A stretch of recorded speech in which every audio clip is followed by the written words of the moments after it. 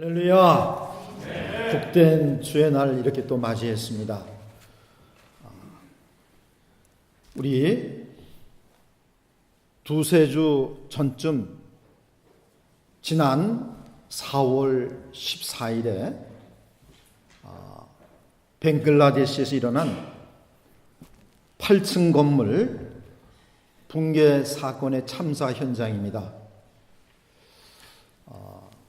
1000명이 넘게, 정확한 숫자는 1123명이 넘게 죽었습니다. 이런 갑작스러운 건물 붕괴 사건이 선진국에서 때때로 발생하기도 합니다. 지금 후진국에서 발생했지만 우리 한국에서도 또 미국에서도 발생할 때가 있습니다. 왜 그렇습니까? 건축 공법을 따르지 않았기 때문입니다. 그 건축공법 중에 제1조는 튼튼한 지반 위에 건물을 지어야 된다는 거예요. 성경적으로 말하면 반석 위에 집을 지어야 한다는 것입니다. 예수님께서는 인생을 집 짓는 것에 비유하시면서 주님의 말씀을 따라 집을 짓는 것은 마치 반석 위에 지은 것과 같고, 말씀대로가 아니라 자기 생각대로 인생을 살아가는 것은 모래 위에 집을 지은 것과 같다고 이와 같이 말씀했습니다. 그러므로 누구든지 이 말을 듣고 행하는 자는 그 집을 반석 위에 지은 지혜로운 사람 같으리니 비가 내리고 창수가 나고 바람이 불어 그 집에 부딪히되 무너지지 아니하나니 이는 주초를 반석 위에 놓은 연고요 나의 말을 듣고 행치 아니하는 자는 그 집을 모래 위에 지은 어리석은 사람 같으리니 비가 내리고 창수가 나고 바람이 불어 그 집에 부딪힘에 무너짐이 심하니라. 집을 지은 것과 같다 말이에요. 말씀대로 집을 지은 것은 시련의 강풍이 몰아와도 무너지지 않습니다. 우리가 어찌 살면서 어려운 일을 당하지 않겠습니까? 그러나 자기 생각대로 인생의 집을 건축해가는 사람은 시련과 고난의 거센 바람이 불고 풍랑이 일면 무너져 그 무너짐이 심하다고 말씀하셨습니다. 사랑하는 여러분, 우리 시간 저 참사 현장을 바라보면서 내 인생의 집은 지금 어떻게 지어가고 있는가? 반석 위에 지어지고 있습니까? 여러분의 가정이란 집은, 여러분의 결혼 생활은 하나님의 말씀 위에 건축되고 있습니까? 여러분의 인생이, 여러분의 결혼 생활이, 여러분의 가정이 반석 위에 지은 집과 같기를 주님의 이름으로 축원합니다. 결혼 생활에 관계된 성경의 교훈은 성경 곳곳에 기록되어 있는데, 특별히 에베소 5장 22절 이하 그리고 오늘 성경 본문에 비교적 상세히 기록되어 있습니다. 에베소 5장 22절 이하에서 바울 사도는 남편과 아내 사이의 기본적인 관계가 어떠해야 되는가 대해서 교훈하고 있고, 본문에서는 동일한 교훈이지만 아내와 남편의 경건 생활과 구원 문제를 염두에 두고 아내와 남편이 각기 어떻게 처신해야 되는가를 사도 베드로는 우리에게 교훈하고 있습니다. 사랑하는 여러분, 본문이 교훈하는 바를 따라서 각 가정에서 아내는 아내로서 남편을 대하여 바로 처신할 때 경건한 부부가 되며 행복한 가정을 이루리라고 믿습니다. 그래서 여기 지금 어린 학생들, 이제 20대도 금방 30대가 되고 10대도 금방 20대가 돼요. 그리고 결혼을 해서 살고 있는 분들, 오늘 말씀의 귀를 잘 기울여서 이 말씀들 행할 때 여러분의 가정이 복되고 여러분의 결혼 생활이 크게 복되리라고 믿습니다. 자, 아내 된 사람의 바른 처신은 어떠합니까? 오늘 베드로 사도는 순종함을 기본으로 남편을 대해야 한다는 것입니다. 오늘 성경 본문을 보면 아내의 의무에 관계되어서 순종 또는 순복이란 말이 여러 번 나오고 있습니다. 1절에서 이같이 말합니다. 아내 된 자들아 이와 같이 자기 남편에게 순복하라. 5절 6절에서 순종이란 말이 또 나오고 있습니다. 물론 예적인 경우도 있을 수가 있습니다. 남편이 하나님께 대한 믿음을 정면으로 반대하고 너 예수 믿을래? 나를 택할래? 이렇게 가끔 나오는 남편들도 없지 않아 있어요. 또 어떤 인륜과 도덕에 어긋나는 것을 남편이 아내에게 요구할 때는 우리가 순종할 수 없겠죠. 그러나 그렇지 않은 경우는 남편을 순복함이 아내가 가져야 될 바른 태도라는 것입니다. 기본적인 자세라는 것입니다. 남편을 순복하는 태도를 대할 때 심지어 믿지 않는 남편이라도 그 아내의 순복하는 태도에 감화를 받고 예수 믿고 구원 얻는 역사가 일어날 수 있다는 것입니다. 그래서 말합니다. 혹 도를 순종치 않는 자라도 말로 말미암지 않고 그 아내의 행위로 말미암아 구원을 얻게 하려 함이니. 여러분, 혹간 우리 남편이나 또 아내가 잘 예수를 믿지 못하는 경우도 있습니다. 오늘 특별히 남편이 믿음에 이르지 못했거나 믿음에 굳게 서지 못한 자매들은 이 말씀을 염두에 두고 공손함과 순복함으로 남편 된 분들을 대하시기를 바랍니다. 그리고 하나님의 구원의 은혜를 기대하세요. 이는 아내의 행위로 말미암아 구원을 얻을 수 있다고 분명히 말씀하고 있기 때문입니다. 베드로 사도는 아내 된 자매들에게 순복을 명하면서 좀 더 구체적으로 말씀하고 있습니다. 그것은 순복함으로 자신을 단장하라는 것입니다. 5절에서 이같이 말합니다. 전에 하나님께 소망을 두었던 거룩한 부녀들도 이와 같이 자기 남편에게 순복함으로 자기를 단장하였나니. 하나님께 소망을 걸고 하나님의 도우심과 축복을 믿고 하나님이 그 남편의 마음 가운데 역사하실 것을 믿고 그리고 남편을 순복함으로 자기 자신을 단장하라고 말씀하고 있습니다. 자, 그러면 순복함으로 자신을 단장하면 구체적으로 뭘 말합니까? 오늘 성경에 보니까 속사람을 단장함을 말합니다.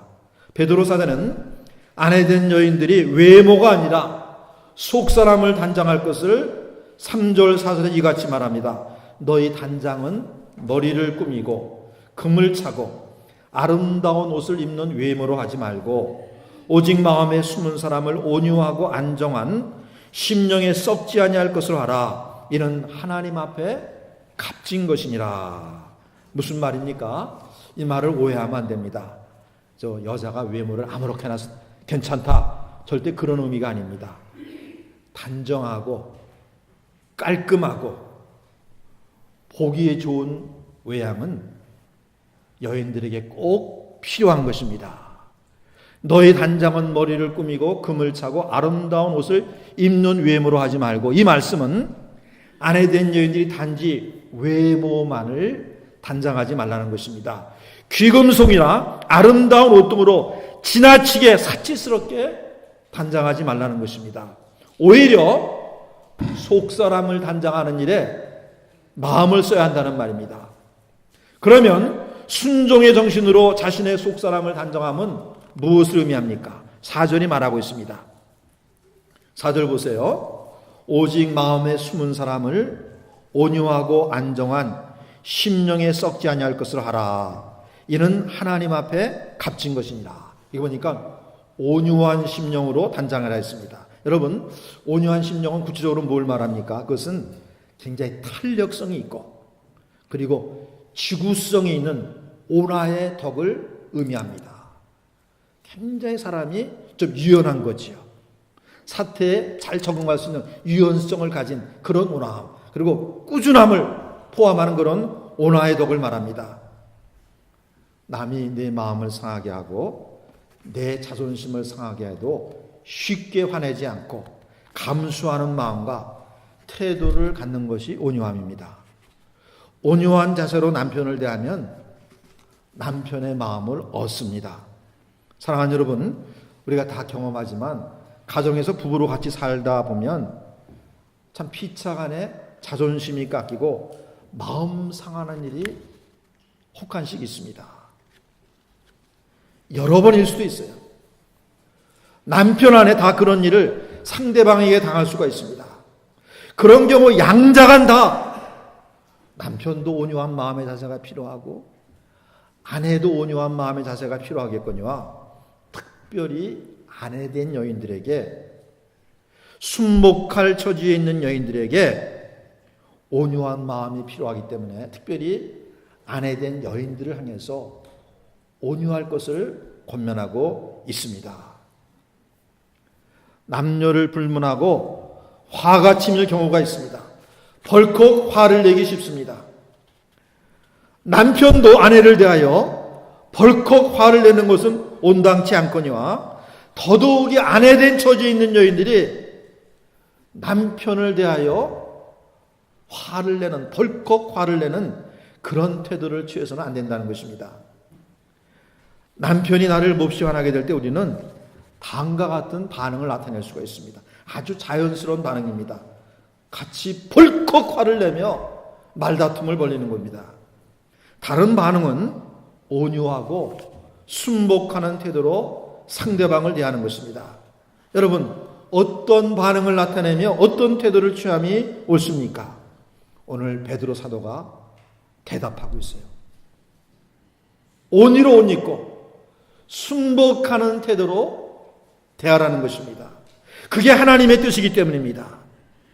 온유한 마음을 갖고 온유한 태도를 취함이 마땅하다는 거예요. 아멘입니까? 아멘입니까? 아멘. 아내된 우리 자매님들 이 말씀 기억하시기 바랍니다. 잠언서 25장 15절에 이런 말이 있어요. 오래 참으면 관원이 그 말을 용납하나니 부드러운 혀는 뼈를 꺾느니라. 온유한 마음에서 부드러운 말이 나오게 되는데 상대방이 혹 남편이 강한 뼈처럼 거칠고 강하게 나와도 부드러운 말로 대하면 꺾여진다는 거예요.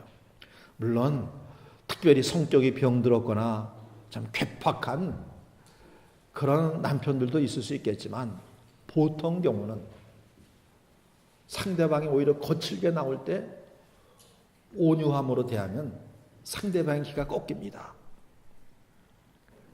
여러분, 저도 남편 된 입장에 있지만 이렇게 온유하게 순복하는 태도로 나오는 아내를 어떤 남편이 무시하겠어요? 절대 무시하지 않아요.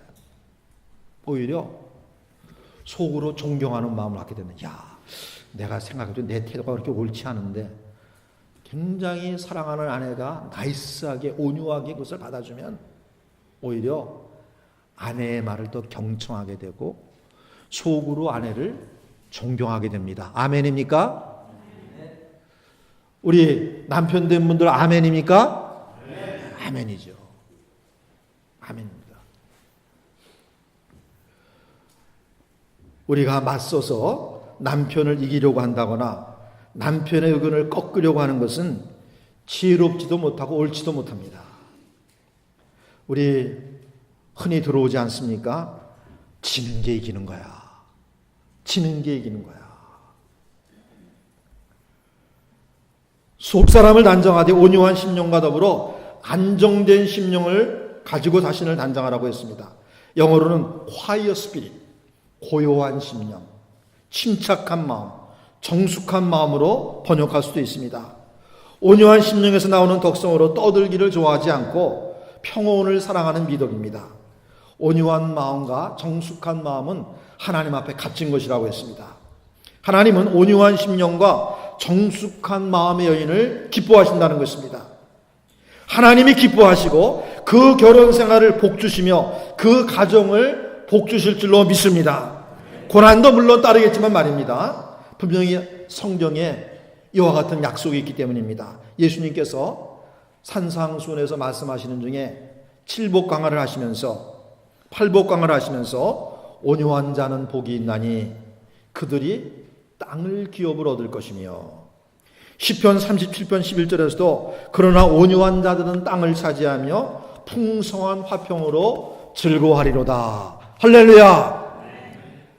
온유한 마음으로 대할 때 그 아내가 그 남편의 마음을 정복합니다.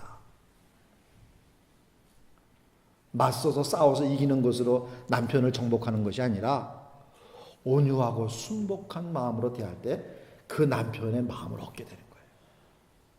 믿습니까? 이거 정말이에요.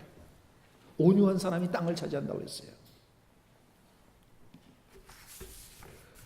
아내된 여인들이 순복함으로 자신을 단장하면 내면적으로는 온유함과 정숙함으로 자신을 단장하는 것을 의미합니다. 그러면 아내된 여인들이 순복함으로 자신을 단장하면 또 무엇을 의미합니까? 외적으로는 존경과 순결함을 나타내고 보존함입니다. 2절에서 베드로는 남편을 대하는 아내의 태도에 대해서 이같이 언급합니다. 너희의 두려워하며 정결한 행위를 봅니다. 이 말씀에서 두려워한다 함은 하나님을 경외함에서 오는 남편 존경함을 말합니다. 하나님을 경외하기 때문에 거기서부터 남편을 존경하는 태도를 여기서 바로 두려워하며 그렇게 표현하고 있어요. 정결이란 말은 하나님 앞에서 지키는 성결함과 거기서 나오는 정절을 의미합니다. 즉 정절을 지키는 것을 의미합니다. 즉 아내가 존경으로 남편을 대하고 정숙하게 정절을 지키는 그 태도, 그 행위를 보게 해야 된다는 것입니다. 우리 아내된 자매교 여러분, 남편을 존경과 정절함으로 대할 때 남편이 다 그것을 보고 염두에 두고 있습니다. 완고하고 강팍한 남편이라 할지라도 제풀에 기가 꺾이고 아내된 여인을 더 사랑하고 더 귀하게 여기고 존경으로 대하지 말란 법이 어디 있어요? 내가 오히려 온유하고 순복하는 태도로, 정숙한 태도로 남편을 대할 때 그 남편의 마음을 얻고 그 남편이 그 아내를 오히려 존경하게 되는 것입니다. 베드로는 순종으로 자신을 단장한 한 여인을 예로 들고 있습니다. 그것은 바로 사라, 아브라함의 아내 사라입니다. 6절에서 이같이 말합니다. 사라가 아브라함을 주라 칭하여 복종한 것 같이 너희가 선을 행하고 아무 두려운 일에도 놀라지 아니하므로 그의 딸이 되었느니라. 사라는 그 남편 아브라함이 거의 절대적으로 순종한 여인이었습니다. 아브라함의 요청대로 분명히 아브라함의 아내인데 아브라함이 2번이나 당신이 너무 아름다워서 다른 사람들이 혹시 나를 죽이고 당신을 빼앗을까 두려우니 당신은 내 누이라고 그래라. 2번이나 그렇게 함으로 말미암아 그 아내 사라가 남의 아내가 될 뻔한 적이 때마다 그런 위기를 당했습니다. 이미 첫 번째 일로 말미암아 아브라함의 판단이 옳지 않은 것으로 드러났는데 2번째 또 그러는 거예요. 그런데 2번째도 사라는 아브라함의 말대로 순종했습니다. 아니나 다를까 또 남의 아내로 취해져 갔습니다. 그런데 하나님께서 간섭하셔가지고 그 사라를 보호해 주시고 다시 아브라함께로 돌이키게 하는 일을 하나님이 친히 하셨어요. 하나님을 믿고 순종한 그 남편을 순종한 사라를 하나님께서 오히려 보호해 주셨습니다. 친히 구해 주셨습니다. 여러분, 이런 아내 사라를 어떻게 아브라함이 무시할 수가 있습니까? 그래서 한 번은 사라가 마치 아브라함이 자기 살을 도려내는 것과 같은 강력한 요청을 아브라함에게 했어요. 아브라함이 한때 자식이 없어서 첩을 넣어도 이스마엘이라는 아들을 넣어도 16년간이나 키웠는데 그 아들을 쫓아내라는 거예요. 그 첩가업으로 쫓아내라는 거예요. 아브라함이 너무 고민이 되었습니다. 그런데 하나님께서 내 아내 사라의 말이 옳다. 내보내라. 두말 없이 광야로 사랑하는 아들과 첩하가를 내보냈어요. 아내의 말을 아무렇게 듣지 않았습니다. 오히려 그 말을 받고 그 아내의 말을 따랐습니다. 창세기 22장에 기록된 사건입니다. 우리 오늘 베드로는 이와 같은 사라의 순종을 여인들이 본받을 것을 권면하면서 이렇게 너희가 순복함으로 그의 딸이 되었느니라, 그와 같이 믿음의 후사가 되었느니라 말씀하고 있습니다. 그러므로 아내된 자매들이여, 그 남편 아브라함을 순복한 사라의 처신을 본받읍시다. 아멘. 그러면 아내된 여인에 대한 남편의 처신은 어때야 됩니까? 오늘 베드로는 7절에서 남편된 사람들의 처신에 대해서 말씀하고 있습니다. 남편들아, 이와 같이 지식을 따라 너희 아내와 동거하고 그를 더 연약한 그릇이요 또 생명의 은혜를 함께 이어받을 자라라 기여기라. 이는 너희 기도가 막히지 아니하게 하려니라. 표준 세번역은 이렇게 번역했어요. 남편되니 여러분, 이와 같이 여러분도 아내가 여성으로 자기보다 연약한 그릇임을 이해하고 함께 살아야 합니다. 그리고 생명의 은혜를 함께 상속받을 사람으로 알고 존중하십시오. 그리해야 여러분의 기도가 막히지 않을 것입니다. 자, 남편으로의 바른 처신이 뭡니까? 첫째는 아내된 여인을 잘 이해하라고 말씀하고 있어요. 아내가 나의 삶의 반려자로서 특별히 신체적으로 더 연약한 존재임을 염두에 두고 배려해야 된다는 것입니다. 이와 같이 여러분도 아내가 여성으로서 자기보다 연약한 그릇임을 이해하고 함께 살아야 됩니다 라고 말하고 있습니다. 여러분, 여성은 신체적으로 뿐만 아니라 정서적으로 사회적으로 더 연약한 존재일 수가 있습니다. 우리 섹스피어라는 문호가 그런 유명한 말을 했잖아요. 약한 자여, 그대 이름은 여자니라. 아마 이런 정서적으로 그리고 사회적으로 약자의 위치에 놓여 계신 그런 여성을 염두에 두고 약한 자여 그대 이름은 여자라, 그렇게 말씀했습니다. 구약 성경도 여인을 사회적 약자로 보는 경우가 많습니다. 남편된 분들은 아내가 연약한 그릇이라는 이 점을 늘 배려해서 아내를 대하라고 그와 같이 권면하고 있습니다. 그렇지 않으면 남편의 사랑에 대해서 의심이 가고 그 남편이 서운하고 원망스러운 것입니다.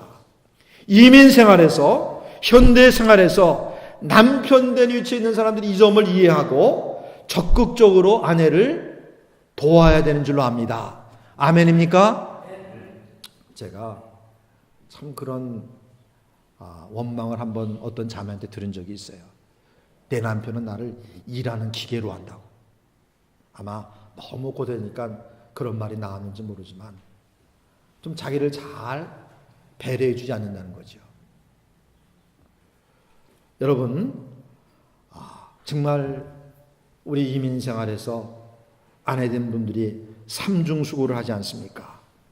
안에서는 가사의 일과 또 자녀들을 돌아보는 일, 또 밖에서는 직장의 일과 생업의 일로 수고하는 아내된 분들이 얼마나 많습니까? 그러니 체력이 소모되는 일들, 뭐 집에서는 설거지를 해준다든지 또 쓰레기를 쳐준다든지 그리고 때로는 빨래를 해준다든지 우리 이민 생활에서 어떻게 보면 이것은 거의 기본적인 상황에 들어갈 수도 있습니다. 남자들에게 있어서. 아멘입니까? 네, 기본적인 상황일 수도 있어요. 아내가 도와주면 얼마나 힘이 나겠어요. 또 얼마나 그걸 고맙게 생각하겠어요. 20여 년 전에 한국 서울 어느 교회 장로님에 관한 인상 깊은 이야기를 우리 교우로부터 들었습니다. 장로님이 참 교회 일이나 또 다른 일로 집에 혹간씩 늦게 들어오시면 아마 그 부인 되시는 분이 때때로는 잠이 드시는 모양이에요. 그러면은 들어와가지고 아내가 깰까봐 발꿈치를 들고 살살 걷으면서 식사 안 했으면 부엌에 챙겨 먹고 설거지도 하고 그러니까 그냥 그 장로님 부인 되시는 분이 그걸 알고는 얼마나 장로님을 자랑하고 또 존경하고 사랑하는지 그런 얘기를 주변 사람들이 하더라는 거예요. 남편 된 성도 여러분, 아내의 연약함, 그런 중에도 수고하는 아내의 여러 모양의 수고와 헌신을 우리가 좀 더 생각한다면, 그리고 깊이 생각한다면 누구 말 맞다나 눈시울이 뜨거워지기도 하고 아내에 대한 고마움이 마음으로부터 우러나오는 줄로 믿습니다. 참 이민자, 제가 우리 자매들하고 악수하다 보면 많은 경우는 손에 딱딱한 경우가 있어요. 손일을 많이 해가지고 참 자매님 손에 알이 박혔구나. 참 안쓰럽기도 하고 또 고맙기도 하고, 이 이민생활에 우리 아내들의 수고입니다.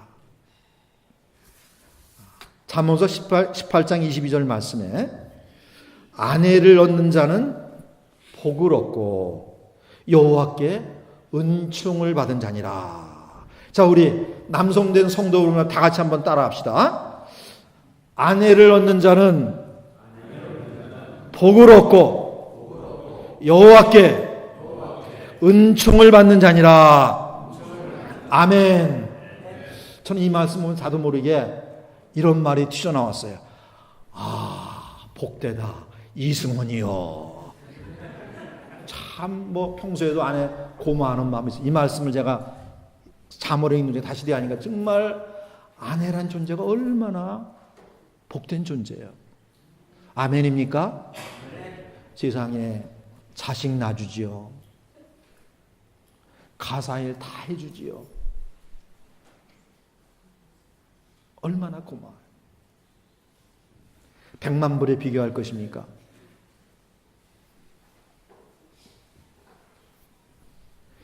자녀 가짐의 복이, 가정생활의 여러 가지 복들이 누구로 말미암습니까? 하나님이 선물로 주신 아내로 말미암습니다. 아내로. 남편으로 또 바른 처신이 뭡니까? 귀히 여기고 존중하라는 것입니다. 개역 번역에는 아내를 귀히 여기라고 하였고 표준 세번역에는 아내를 존중하라고 하였습니다. 이같이 말합니다. 그리고 생명의 은혜를 함께 상속받을 사람으로 알고 존중하십시오. 아내의 수고, 아내의 공헌의 근거에서도 귀히 여기고 존중해야 되겠거니와 영생과 장차 하늘나라의 영원하고 영광스러운 기업을 함께 받아 누릴 상속자이기 때문에 귀히 여기고 존중해야 된다는 것입니다.